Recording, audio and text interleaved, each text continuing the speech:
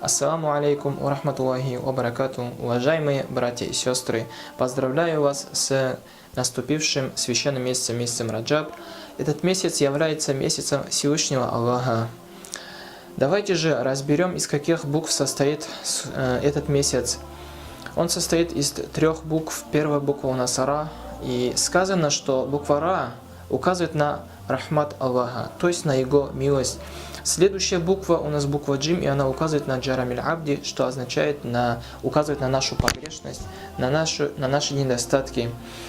Последняя буква у нас буква Ба, и она указывает на Бирилляхи Тааля, что означает на благо Всевышнего Аллаха. Если мы посмотрим на глубину этой мудрости, то увидим, что буква, которая указывает на нашу погрешность, с одной стороны охвачена милостью Всевышнего Аллаха, с другой стороны Его благом.